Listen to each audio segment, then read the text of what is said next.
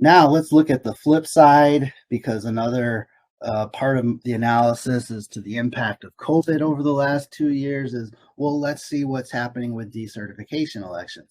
If there's just an increased sentiment toward greater unionization throughout the country, then that might explain why uh, representation election petitions are up. But as it turns out, we also have a 42% increase year over year in the first 3 quarter filings of decertification elections.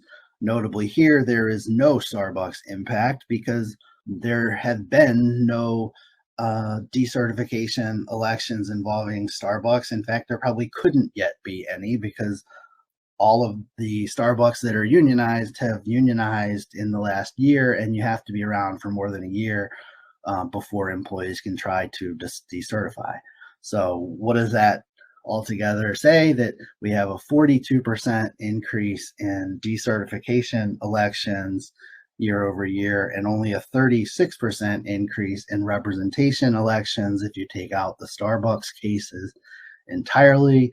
I think that's pretty good evidence that the numbers are not just showing some dramatic increase in uh, employee sentiment of now wanting to become unionized.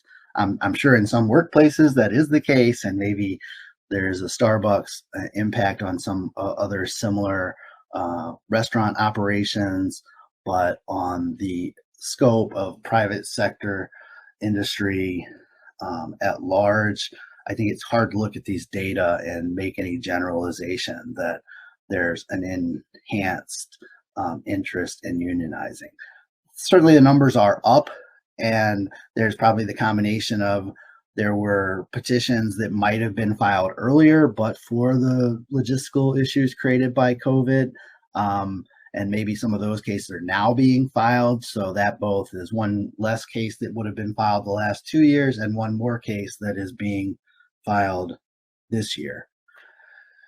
But again, however you want to slice it, it's hard to jump to too many drastic conclusions about what's going on right now, at least if you're not Starbucks.